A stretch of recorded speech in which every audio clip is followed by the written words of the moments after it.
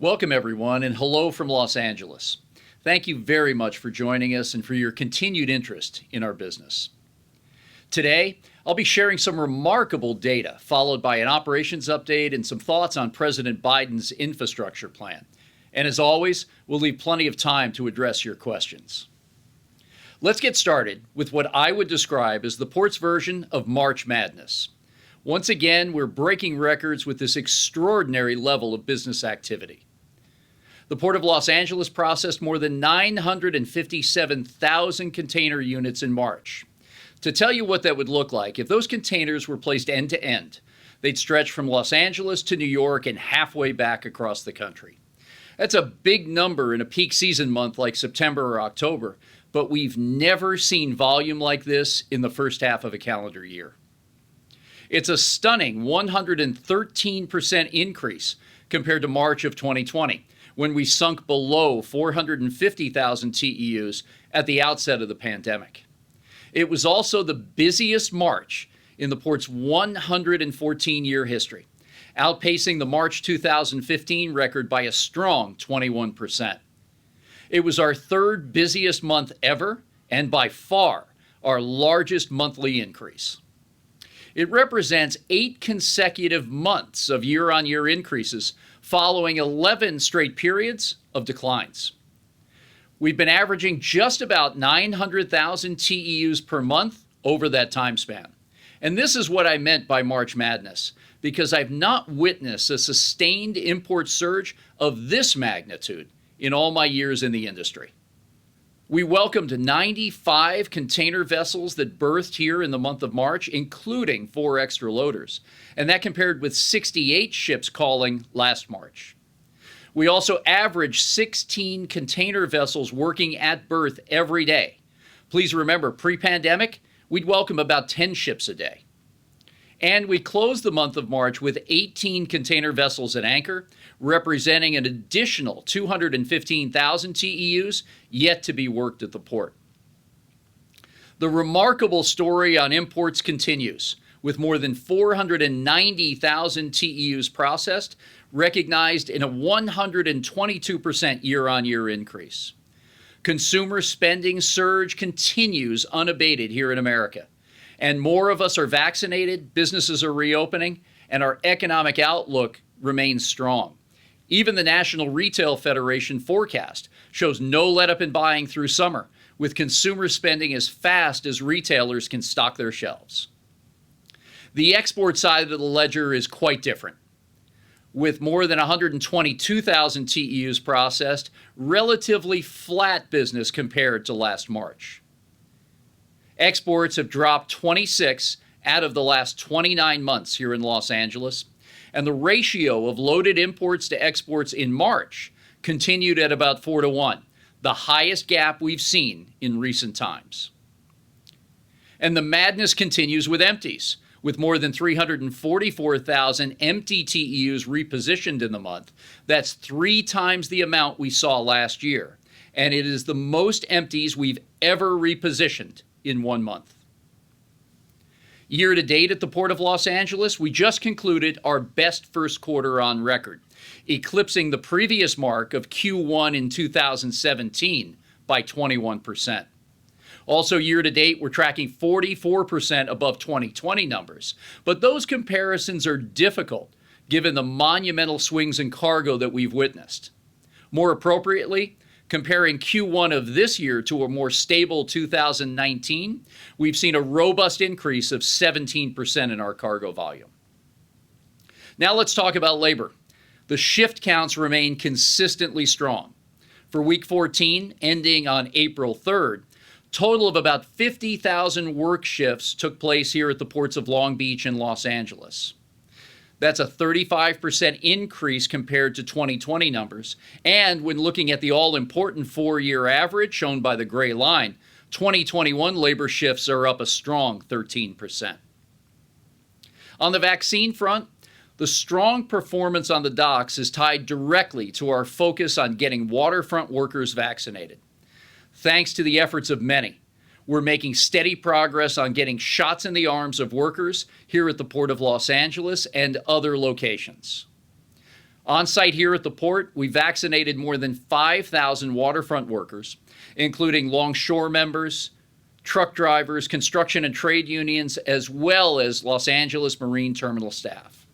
The work continues on all fronts to quickly get vaccines to every transportation worker in Southern California. Shifting over to operations, I'm pleased to report improvements in our anchorage data. Today, the San Pedro Bay has 20 container vessels at anchor, with 9 of those headed here to LA. That is half the number of anchorage ships that we reported on at its peak in February. Fewer ships are going straight to the parking lot as well. In February, I mentioned to you that 90% of arriving vessels went to anchor. In March, we're down to 70% going straight to that lot. The average anchor time for the month was 7.9 days, roughly the same as I reported for February. Anchorage and other data is updated daily at signal.portoptimizer.com. On to the terminal front. Our docks remain busy with labor shifts working both day and night sides. And today, 17 container ships are being processed at the Port of Los Angeles. That's a 70% jump compared to pre-pandemic averages. Terminal land utilization remains above 90%, operating more than 10 to 15% above traditional capacity throughout this surge. Container dwell time on terminals is down more than 20%, now at 3.8 days from a high of 5 back in February. Street dwell time, waiting for warehouse space, sits at 6.8 days for a 40-foot container, down from 7.6 days, also documented in February. But rail dwell time is up to nearly 11 days, which is extremely high for us. The rapid succession of vessel calls, inclement weather across the country, and one-way trade surge make it difficult to get rail cars, engine power, and crews back to LA fast enough. We're working closely with our partners to help improve this situation, and all the efforts are around the clock. Now looking ahead, based on the signal and other data fashioned by our experts here at the port, import volume looks strong well into the summertime. For the near term, just look at these signal numbers for the next 3 weeks. Continued strength in the market. Our April forecast comes in at 880,000 TEUs, a projected 28% increase compared to last year. And our preliminary numbers for May are at 840,000 container units, which would represent a lift of 45% year on year if achieved. I've shared several record-breaking numbers with you here today, but there's one that we have never seen before. The Port of Los Angeles is on track to close its fiscal year on June 30th, exceeding 10 million TEUs. This would be the first ever for any Western Hemisphere port. I'm grateful to our workforce, terminal operators, and stakeholders who help us move cargo through each and every one of our nation's 435 congressional districts. This milestone inspires all of us to work even harder on improving operations here at America's Port. Before we take your questions, I'd like to discuss President Biden's infrastructure proposal, known as the American Jobs Plan. From my perspective, there's a lot to like about this plan. The nation's freight system is overdue for investment, and the plan has the framework to make real improvements.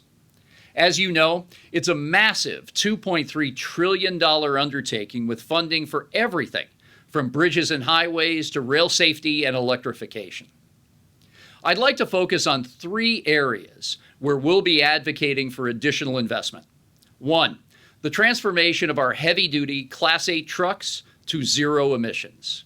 2, digital industrial infrastructure. And 3, grid resiliency for our nation's ports.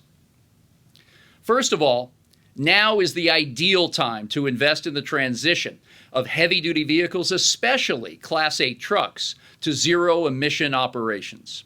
Our goal here at the Port of Los Angeles is to achieve 100% zero-emissions drayage trucks by the year 2035.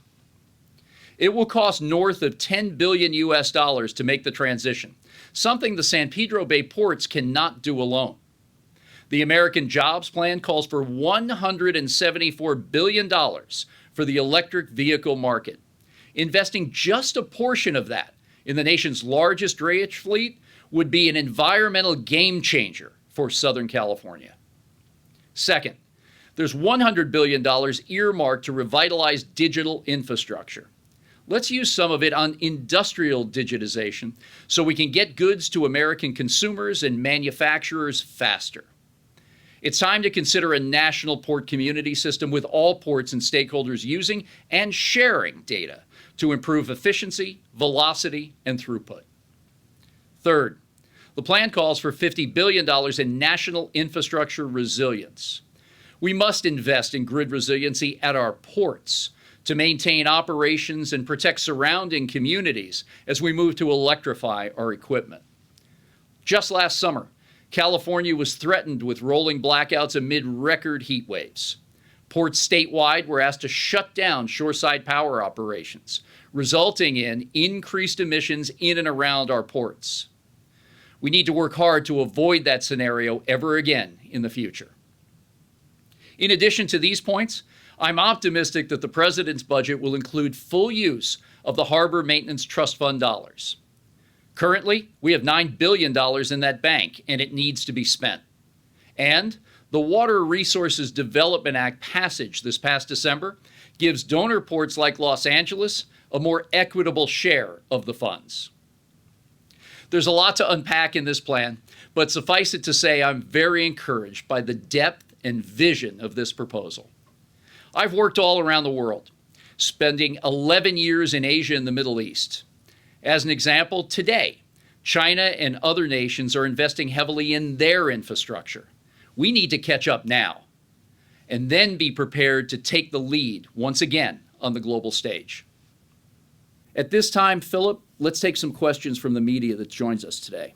Thank you, Gene. Before we start, just one more reminder to the media that for those of you who'd like, please type your questions into the Q&A section at the bottom of your screen and state your name and affiliation. The first question is from Stas Margaronis, American Journal of Transportation. Did the Suez Canal incident have any impact on the Port of Los Angeles, or do you project any impacts in the weeks ahead? Thanks, Stas, and good to hear from you. No, we did not see any impact from the unfortunate incident at the Suez. After having worked at the Middle East, I had firsthand knowledge of the two-way caravan that was implemented there. What we will see are week-plus delays for those ships that were waiting while the Ever Given was righted and put back into the water properly. You'll see bunching of vessel arrivals at European base ports as well as those on the U.S. East and potentially Gulf Coast, meaning that we may see mini congestion episodes and some delays of product moving out into the domestic supply chains and across international borders in Europe, but no impact here on the West Coast and specifically in Los Angeles. Great question. Appreciate you bringing it up. This question is from Paul Page at the Wall Street Journal.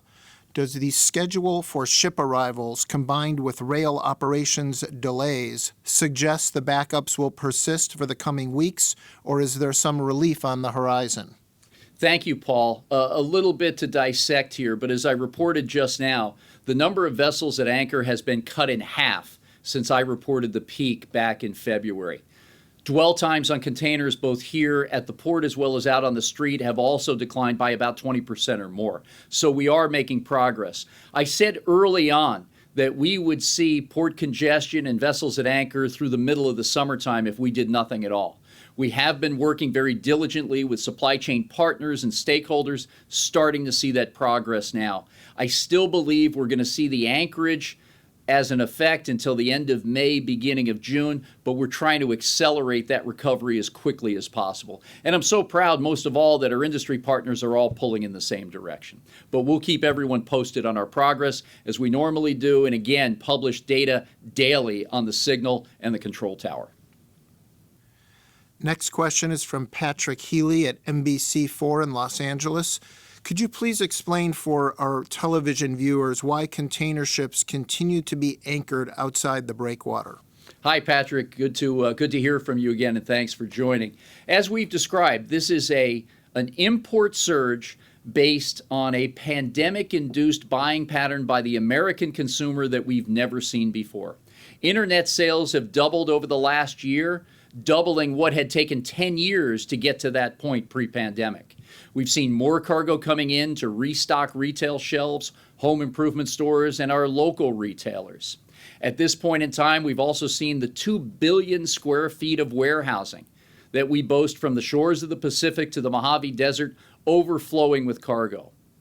Underpinned with COVID-19 and the ability for our workforce to be on the job but at physically distanced locations to make sure that we are following all the medical protocol also impact how much cargo can be moved through the system. And when warehouses are full, the next container has to sit and wait for a spot. That means that more containers will be sitting here at the port and slowing down ship activity because there's only so much room to put these new shipments. Then the vessel on its way will park at anchor until it can find a berthing opportunity at the port. We'll continue to move as much cargo as we can. Longshore members, both the men and women of our locals 1363 and 94 on average, have been out on the job more than 5.5 days per week since the pandemic began. The work of our vessels in port, as I mentioned, is 50 to 70% greater in productivity than our averages pre-pandemic. So we'll continue to fuel America's economic recovery and the slow reopen of our businesses through the import power that we have in getting goods to market as quickly as possible. Thank you for your question, Patrick. Costas Paris at the Wall Street Journal asks this question. Terminal operators have said that U.S. ports are significantly less productive than their Asian counterparts, and thus the congestion problems we are seeing on the West Coast. Is this an accurate assessment? Costas, good to hear from you. It's a view, but it's a very different comparison of apples to oranges. And having worked on the ground for more than a decade in the Middle East and Asia, what I can tell you is that there is no other port around the world that has greater number of container exchanges per vessel than we do in Los Angeles. The largest ships that we have coming in bring more cargo at one fell swoop. For each vessel that calls Los Angeles, we are averaging more than 10,000 container units offloaded and loaded each time. There is no other port in the world that can boast those kind of numbers. Traditionally, on Inter-Asia and Asia-Europe routes, you see 1,500, 2,000, 3,000 containers discharged and loaded at any one individual port call. We also have a complex intermodal system where cargo moving from this port is no longer relayed to other ports along our coast. It is moved via truck or rail to inland destinations. In Asia, typically, we see a heavy component of relay cargo unloading from a large vessel to a smaller or intermediate size that moves to another country or port of call. We always want to improve productivity and are working on efficiency since day one when I got in the chair here in Los Angeles. Continuing to improve this work, as exemplified by the KPIs, are our number one focus when it comes to operations. Appreciate your comments as always and questions, Costas. Next question is from Scott Horsley at National Public Radio. Why are so many containers continuing to go back across the Pacific empty? I won't speak directly for the shipping lines, but based on our assessment and what's been discussed in the marketplace, it's quicker to get the empties moved out onto ships and to the next point of origin in Asia to recycle to come back as imports than it would be for the additional transit time to reach U.S. exporters here and then deliver to Asia consignees or buyers on the other side of the Pacific. So they're trying to cut down the transit times to keep catching up on the massive orders for imports and the next round that come into the United States. I've mentioned in press conferences before, we've got to thread the needle. We've got a delicate balancing act here to help support the American exporter, get some of our 9.5 million Americans still out of work back into jobs, and continue to catch up with this massive once-in-a-lifetime surge of American imports. Much more work to do on the ground level all the way to the boardrooms. Folks are working on this issue today. Thanks for the question. Thank you, Gene. A reminder to the media that you're welcome to ask the questions in the Q&A section at the bottom.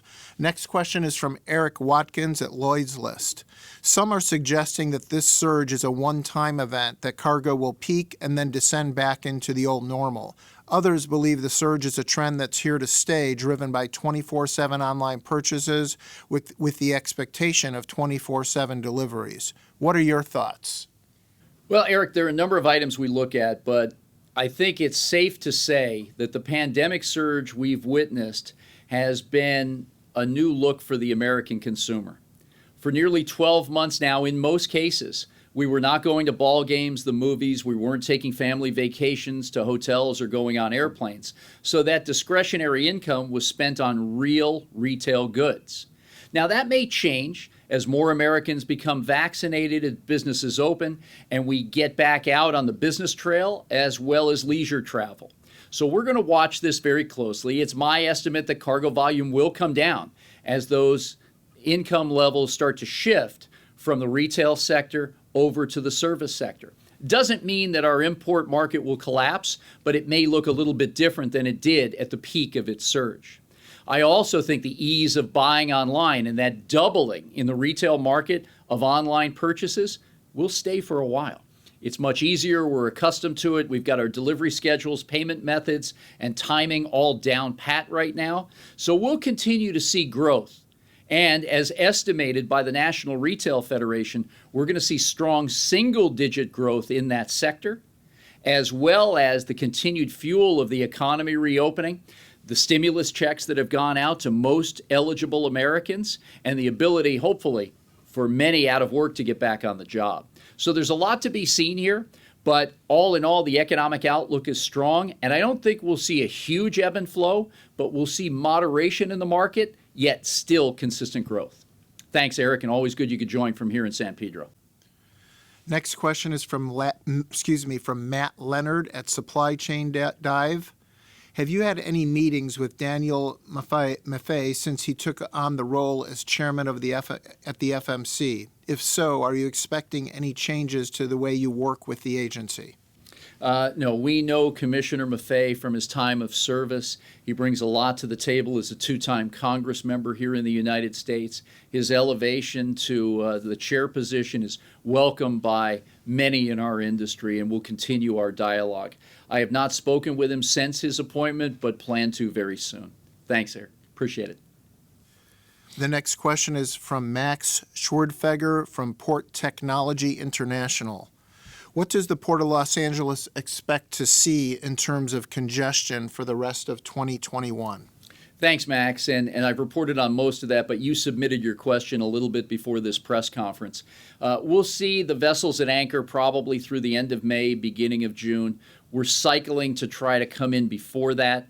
We've got to then pivot very quickly to what is considered our traditional peak season, which usually begins end of July or August. We'll have to start moving the back-to-school products, the other sales items, fast fashion in the fall, and then come up on the all-important time for retail, our fourth quarter year-end holidays. So we've got to get this right. We've got everybody pulling in the same direction. We've just seen a surge that has never been witnessed before, and we're trying to pull out all the stops to make improvements. And as I've said, cutting the vessels at anchorage by half, reducing dwell times by 20% is a good start. We've still got to get our rail product going, but for the reasons I mentioned, we've got to really hustle because this cargo keeps coming at us faster than ever. Thanks, Max. Next question from Mark Zaccani at the Journal of Commerce. Are the railroads providing enough rail starts to allow marine terminals to dig themselves out? Yeah, I think the focus on this, much has been mentioned in the media as well as the work that we're doing on the ground. One of our largest terminals reported to me this morning that once having 9,000 rail units on the ground waiting to move out, that number is now down to 4,000. And there are other stories just that way, with our two Western railroads really working as hard as they can to get the rail cars, engine power, and crews back to Los Angeles. Remember, Mark, the difference is, compared to normal peak seasons or big surges that we've witnessed before, is that once a vessel moves out from its work at the port and heads back to Asia, we've got another vessel less than 3 miles away.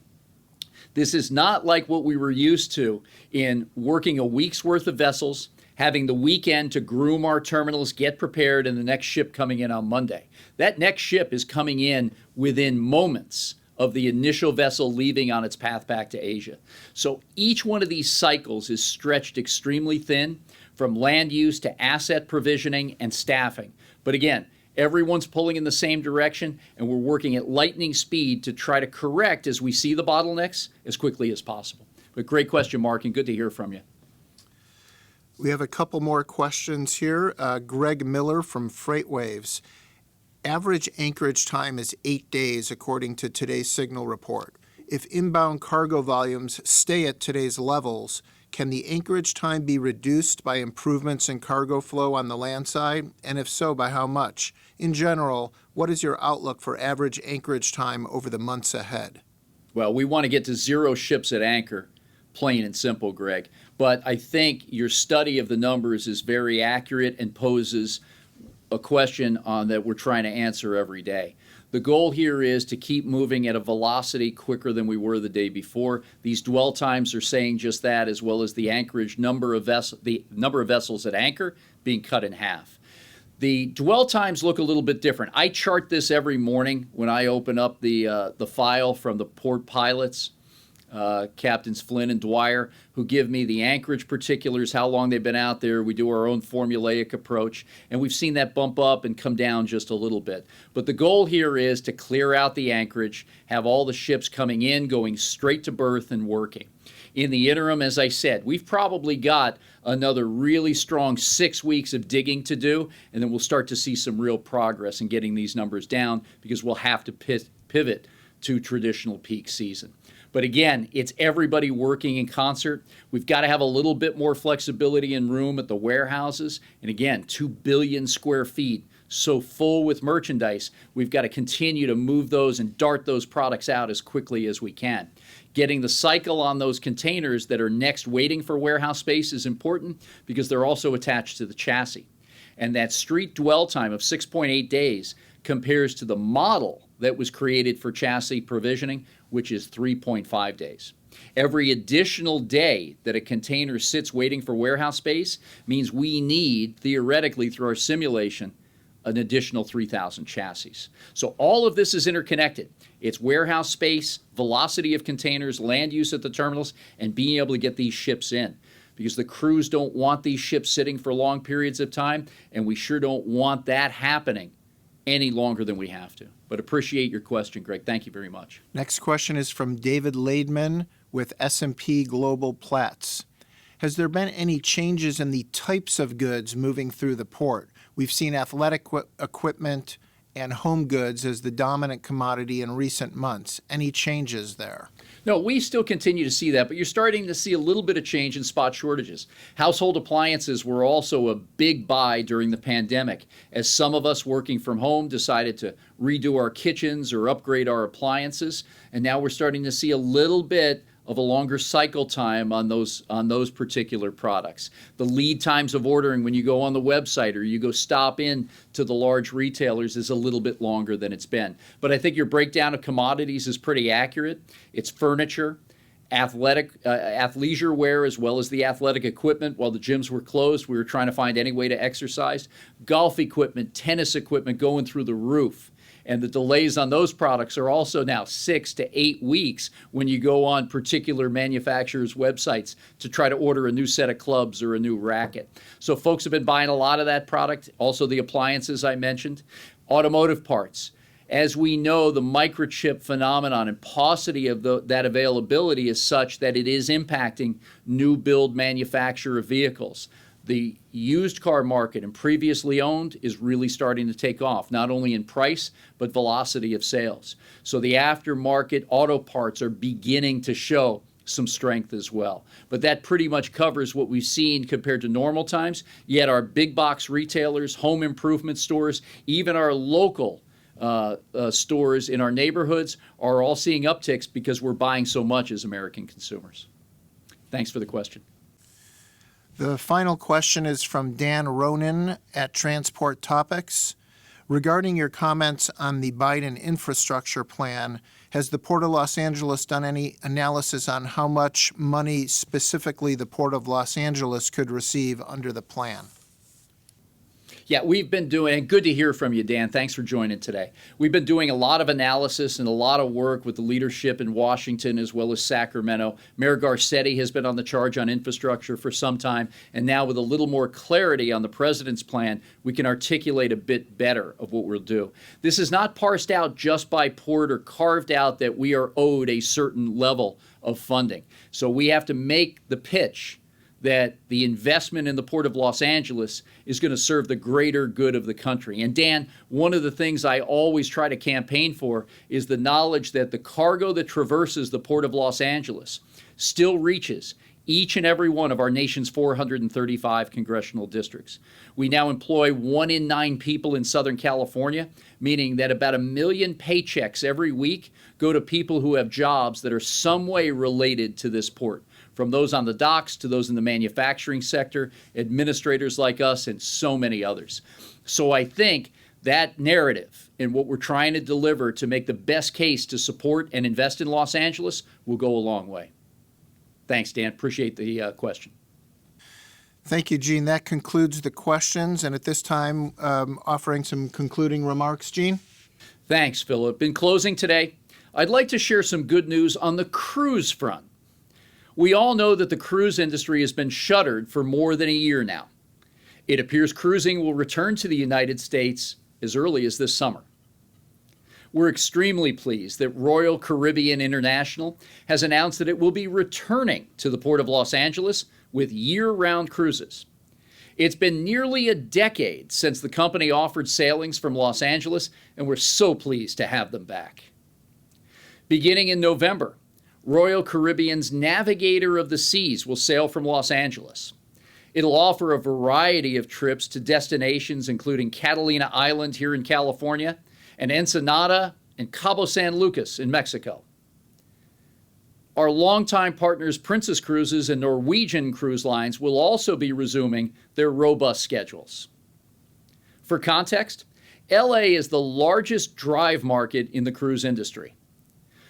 You could leave your house in the morning from the San Fernando Valley or Orange County and be on a cruise ship here at the Port of Los Angeles that afternoon. Here at the port, each time a cruise ship calls in Los Angeles, it brings more than $1 million to area restaurants, hotels, and businesses. With Royal Caribbean's nearly 100 new ship calls, along with our other cruise partners, we expect to add more than $230 million into our local economy by the end of 2022. Welcome back, Royal Caribbean, and we wish all of our cruise partners much success here in Los Angeles. Thank you again for joining us today, and we look forward to being together with you very soon.